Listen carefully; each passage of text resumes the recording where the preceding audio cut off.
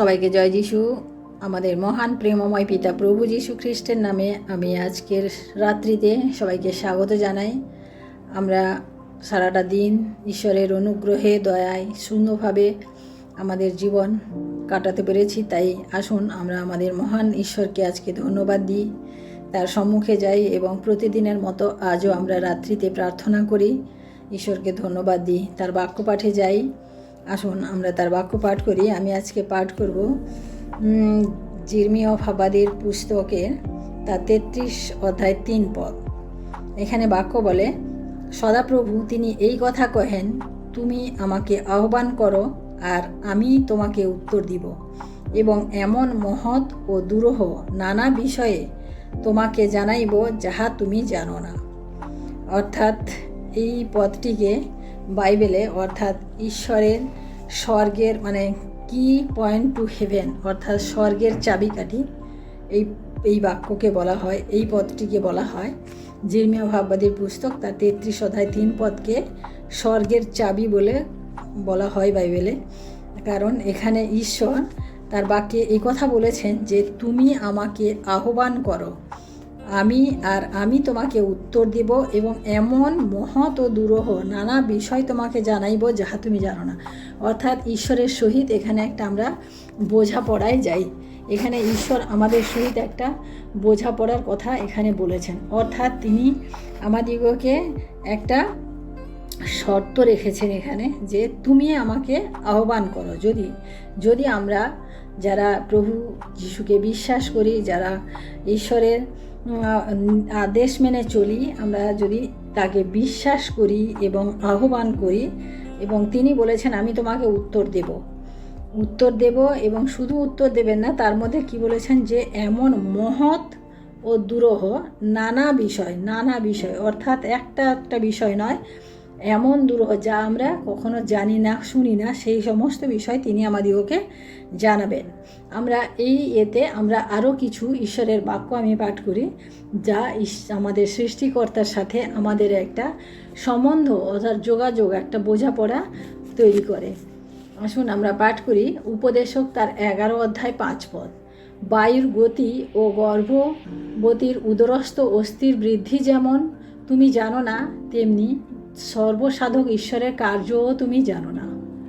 অর্থাৎ ঈশ্বর এদিকে এখানে আমাদেরকে বলছেন যে বায়ুর গতি আমরা জানি না, গর্ভবতীর উদরস্থ অস্থি গর্ভবতীর উদরে অর্থাৎ যে ভ্রূণ যেটা তৈরি হয় সেটা কিভাবে তৈরি হয় সেটাও আমরা জানি না। সেরকম ঈশ্বরের যে কাজ আমাদের জীবনে কি তার কোনো কিনারা আমরা জানি না। কিন্তু জির্মীয় 33 33-এ 3 পদ যখন আমরা পাঠ করব, যখন আমরা ঈশ্বরকে আহ্বান করব এবং এই সমস্ত বিষয় যখন আমরা জানতে চাইব, তখন তিনি আমাদিগকে এই সমস্ত অসাধ্য কার্য বা অসাধ্য বিষয়বস্তু তিনি আমাদিগকে জানাবেন। আমরা হিতোপদেশ তার 14 অধ্যায় 29 পদ পাঠ করি যে ক্রোধে ধীর সে বড় বুদ্ধিমান, কিন্তু আশুক্রোধী অজ্ঞানতা তুলিয়া ধরে। ঈশ্বরের রাজ্যে ঈশ্বর কি বলছেন, যারা ক্রোধে ধীর, যদি আমরা ক্রোধে ধীর হই তাহলে তিনি বলছেন আমরা বুদ্ধিমান, কিন্তু আশুক্রোধী যারা হঠাৎ করে রেগে যায়, অল্পতে রেগে যায়, তাদেরকে অজ্ঞান বলা হচ্ছে। সে যতই আক্ষরিক জাগতিক দিক থেকে যে যতই পাণ্ডিত্য হোক না কেন, যদি ঈশ্বরের এই বাক্য তার মধ্যে থাকে যে হঠাৎ রেগে যায়, তাকে এখানে অজ্ঞানতার সাথে তুলনা করা হচ্ছে। অর্থাৎ অজ্ঞানরা কখনো মহৎভাবে ঈশ্বরকে আহ্বান করে না, তারা ঈশ্বরকে সেইভাবে কখনো ডাকতে পারে না। তাই জির্মীয় 33 যে বাক্য আমাদিগকে বলেছে তা আমাদেরকে কার্যকর করতে হলে আমাদেরকে ক্রোধটাকে সমরণ করতে হবে, তাহলে আমরা বুদ্ধির সহিত ঈশ্বরের কাছে আমাদের বিষয়বস্তু আমরা যাচনা করতে পারবো। হিতোপদেশ তার 4 অধ্যায় 7 পদে দেখি, প্রজ্ঞাই প্রধান বিষয়, তুমি প্রজ্ঞা উপার্জন করো, সমস্ত উপার্জন দিয়া সুবিবেচনা উপার্জন করো। অর্থাৎ প্রজ্ঞা হচ্ছে জ্ঞান। আমরা ঈশ্বর কাকে প্রজ্ঞা দান করেছিলেন আমরা নিশ্চয়ই জানি। ঈশ্বর রাজা সলোমনকে প্রজ্ঞা দান করেছিলেন। বুদ্ধি জ্ঞান আলাদা, প্রজ্ঞা হচ্ছে আলাদা। তাই তিনি প্রজ্ঞা দান করেছিলেন, এবং সেই প্রজ্ঞা যদি আমরা উপার্জন করি তাহলে আমাদের সমস্ত সুবিবেচনা আমরা উপার্জন করতে পারবো। আমাদের মধ্যে যদি প্রজ্ঞা থাকে, অর্থাৎ ঈশ্বরের যে মানে কি বলবো জ্ঞান, ঈশ্বরীয় জ্ঞান যেটা আমাদের মধ্যে থাকা দরকার, সেটা যদি থাকে তাহলে আমরা সমস্ত ব্যাপারে আমাদের সুবিবেচনা থাকবে। গীত সংহিতা তার 32 সংখ্যার 8 পদে দেখি, আমি তোমাকে বুদ্ধি দিব ও তোমার গন্তব্য পথ দেখাইব, তোমার উপরে দৃষ্টি রাখিয়া তোমাকে পরামর্শ দেব। ঈশ্বরের বাক্য বলে যে আমি তোমাকে বুদ্ধি দেব। আমরা বুদ্ধি কোথা থেকে পাই? আমরা বুদ্ধি আমাদের পাড়াপড়শি, আমাদের বন্ধুবান্ধব, আমাদের আত্মীয় স্বজন, এদের কাছ থেকে আমরা বুদ্ধি সংগ্রহ করি। আমাদের বিশেষ করে বর্তমান যুগে আমরা বন্ধু নির্ভর, আমরা ইন্টারনেট নির্ভর, কে কখন কোথায় কি বলছে সেটার উপরে আমরা নির্ভর করে আমাদের বুদ্ধিকে আমরা খুঁজি। কিন্তু ঈশ্বরের বাক্য এখানে বলে যে আমরা যদি তার প্রতি দৃষ্টি রাখি, ঈশ্বরের প্রতি দৃষ্টি রাখি, তাহলে তিনি আমাদিগকে সঠিক পরামর্শ দেবেন, যেটা আমাদের গন্তব্য পথে আমাদিগকে সুবিধা হবে, গন্তব্য পথে আমাদেরকে সুনির্দিষ্ট লক্ষ্যে পৌঁছাতে সাহায্য করবে। আমরা হিতোপদেশ তার 21 অধ্যায় 2 পদ দেখি, মানুষের সকল পথই নিজের দৃষ্টিতে সরল, কিন্তু সদাপ্রভু হৃদয় সকল তৌল করেন। অর্থাৎ আমরা আমাদের দৃষ্টিতে আজকে আমার দৃষ্টিতে আমি একেবারে ঠিক আছি, কিন্তু আমি জানি না যে আমি কী ভুল করছি, কী করছি, আমার সেটা আমার ইয়েতে নেই, আমার চিন্তার মধ্যে নেই, ধারণার মধ্যে নেই, কারণ আমি নিজেকে আমার কাছে মহান মনে করি, তাই আমি নিজের দৃষ্টিতে নিজেকে অনেক বুদ্ধিমান মনে করি। কিন্তু ঈশ্বরের বাক্য বলে যে সব সময় হৃদয় তৌল করেন কে?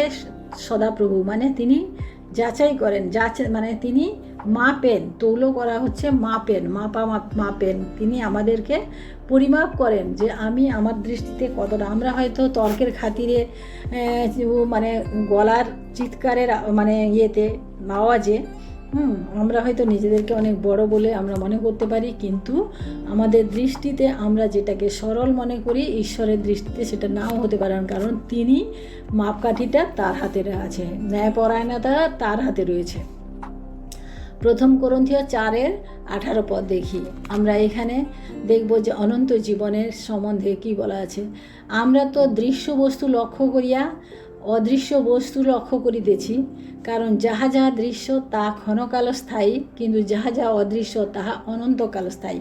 অর্থাৎ যা আমরা দেখি, যা শুনি, সেগুলো আমাদের মানে যেগুলো দেখি সেটা আমাদের ক্ষণকাল, সেটা আমাদের চিরকাল থাকে না। কিন্তু যেটা দেখি না, যে আমাদের দৃশ্য না, আমরা প্রভু যিশুকে আমরা দেখি নাই, প্রভু যিশুর কার্য সকল আমরা দেখি নাই, কিন্তু আমরা সেগুলো পাঠ করেছি, আমরা সেগুলো শুনেছি, সেটা এক প্রকার অদৃশ্য, আমরা ঈশ্বরকে দেখি নাই, কিন্তু ঈশ্বর আছেন। ঈশ্বর সর্বশক্তিমান, মানে ঈশ্বর যে সর্ববিরাজমান, তিনি তার বাক্যে আমাদেরকে প্রমাণ দিয়ে গেছেন, তাই তিনি অদৃশ্য, কিন্তু তিনি অনন্তকালস্থায়ী। কিন্তু যে সমস্ত বিষয় আমরা দেখি আমাদের সম্মুখে রয়েছে, সেগুলো বলছে যে এটা ক্ষণকাল স্থায়ী।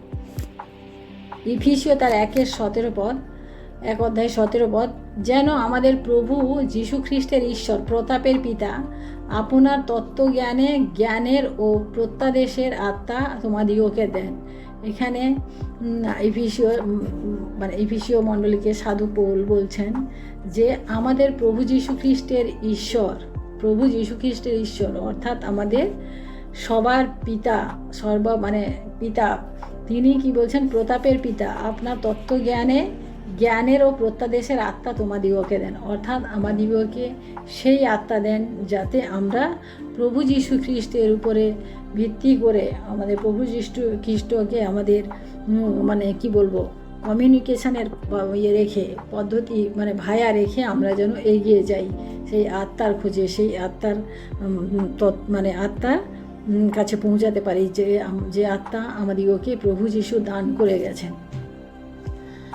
আমরা হিতোপদেশ তার 29:21 পদে দেখি, মানুষের অনেক সংকল্প হয়, কিন্তু সদাপ্রভুই মন্ত্রণা স্থির থাকিবে। সদাপ্রভুরই মন্ত্রণা স্থির থাকিবে। অর্থাৎ মানুষ মনে মনে অনেক সংকল্প করে, অনেক কিছু চিন্তা করে, হ্যাঁ, কিন্তু সদাপ্রভু ঈশ্বর যেটা ঠিক করেন সেটাই আমাদের জীবনে সাধিত হয়। কারণ আমরা আমাদের বিচারে, আমাদের বুদ্ধিতে আমরা অনেক কিছু পরিকল্পনা করতে পারি, কিন্তু ঈশ্বর জানেন আমার জীবনের জন্য কি পরিকল্পনা আছে বা তিনি কি করে রেখেছেন, সেটা তিনি একমাত্র জানেন। এবং সেই সাধন পরিকল্পনাটাকে সাধন করেন আমাদের ঈশ্বর সদাপ্রভু।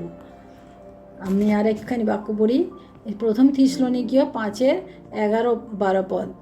সর্ববিষয়ে পরীক্ষা করো, যাহা ভালো তাহা ধরিয়া রাখো, সর্বপ্রকার মন্দ হইতে দূরে থাকো, মন্দ বিষয় হইতে দূরে থাকো। অর্থাৎ ঈশ্বরের বাক্য এখানে বলে যে সমস্ত বিষয়ে আমরা যখন ঈশ্বরকে পরীক্ষা করে দেখব যে তিনি কেমন, বলছে সব বিষয়ে আমরা পরীক্ষা করে যেন দেখি, হ্যাঁ, যাহা ভালো তাহা ধরে রাখতে বলা হয়েছে এবং যাহা মন্দ তার থেকে দূরে থাকতে বলা হয়েছে। অর্থাৎ ঈশ্বর আমাদিগকে কি বলেন যে তোমরা যাচনা করো আমি দেব, সেটা বলছে যে আমরা যাচনা করে দেখি। এবং সেই যাচনাটা কি হবে, এখানে আমরা জিরমীয় 33:3 পদে যখন দেখি, তুমি আমাকে আহ্বান করো আর আমি তোমাকে উত্তর দেব এবং এমন মহৎ ও দুরূহ নানা বিষয় তোমাকে জানাইব যাহা তুমি জানো না। অর্থাৎ ঈশ্বরের বাক্য কখনোই শেষ হয় না, কখনোই বিনষ্ট হয় না বা কখনোই কাজ করে না, এরকম নয়। তাই এই 33:3 পদ জিরমীয়, আমরা এই বাক্যকে আমরা ধরে রাখি, কারণ এই বাক্যের মধ্য দিয়ে আমরা নানান দুরূহ এবং মহৎ সমস্ত বিষয় আমরা জানতে পারবো যদি আমরা ঈশ্বরকে আহ্বান করি, তার কাছে যদি আমরা যাচনা করি। এবং তার কাছে শুধু আহ্বান এবং যাচনা করলে হবে না, সেই আহ্বান এবং যাচনা আমাদের বিশ্বাসের উপরে ভিত্তি করেই হবে। কারণ আমাদের বিশ্বাস যদি দুর্বল থাকে, আমরা যতই আহ্বান করি, যতই যাচনা করি, আমরা কোনো কিছু জানতেও পারবো না, বুঝতেও পারবো না। কারণ ঈশ্বর আমাদেরকে যে বিশ্বাস, যে প্রেম দিয়েছেন, সেই বিশ্বাস এবং প্রেমকে আমাদের ধরে রাখতে হবে। তাই আসুন আমরা আজকে প্রার্থনা করি এবং এই বাক্য সকল আমরা মনে রাখি, কারণ ঈশ্বরের বাক্য আমাদের জীবনকে পরিবর্তন করে, আমাদের মনকে পরিবর্তন করে এবং আমাদের চলার পথে আমাদেরকে সাহায্য করে। তাই আসুন আমরা প্রার্থনা করি। Hallelujah, hallelujah, hallelujah. মহান প্রেমময় পিতা, তোমার মহানামে ধন্যবাদ প্রশংসা করি প্রভু। আজকের এই সুন্দর সময় প্রভু, আরেকটি বার প্রভু আমি তোমার চরণে উপস্থিত হতে পেরেছি তোমার বাক্যের মধ্য দিয়ে প্রভু। আমরা এই পর্যন্ত প্রভু তোমার বাক্য পাঠ করলাম প্রভু, তাই তোমায় ধন্যবাদ দিই পিতা। তোমাকে ধন্যবাদ করি প্রভু, তুমি আমাদেরকে অনেক মহৎ এবং দুরূহ বিষয় জানাবে বলেছ যদি আমরা তোমাকে আহ্বান করি প্রভু গো। তুমি সেই আহ্বান করার যে শক্তি, যে বিশ্বাস, সেই বিশ্বাস তুমি আমাদেরকে দাও, কারণ আমরা বিশ্বাসে বড় দুর্বল। আমাদের বিশ্বাস ক্ষণিকের, কারণ আমরা বিশ্বাস করি, আহ্বান করি, তারপরেও চিন্তা করি যে হবে কি না, সঠিক বললাম কি না, আমাদের মধ্যে একটা প্রশ্ন চিহ্ন থেকে যায়। তাই প্রিয় প্রভু তোমার কাছে বিনতি প্রার্থনা করি প্রভু আজকে যে আমাদের এই অল্প বিশ্বাসের তুমি নিরাময় করো প্রভু। আমরা যেন এই অল্প বিশ্বাসী না থাকি, আমরা যেন তোমার কাছে সম্পূর্ণ দৃঢ়ভাবে বিশ্বাস করতে পারি এবং আমাদের জীবনকে তোমার কাছে রেখে এগিয়ে চলতে পারি। কারণ তোমার রাজ্যে, তোমার সেই দ্বিতীয় আগমনে আমাদেরকে সবাইকে যেতে হবে প্রভু। তাই তোমার কাছে বিনতি প্রার্থনা করি, তুমি আমাদের সঙ্গে সঙ্গে থাকো, আশীর্বাদ করো প্রত্যেক ভাই বোনকে, তুমি আশীর্বাদ করো যাতে প্রত্যেকে তোমার এই বাক্য পড়ে বুঝতে পারে এবং জানতে পারে। কারণ স্বর্গের চাবি তুমি আমাদের কাছে দিয়েছো প্রভু, সেই চাবি আমরা যদি খুলি তাহলে খুলবে, বন্ধ করি তাহলে বন্ধ হবে। তাই প্রভু আমাদের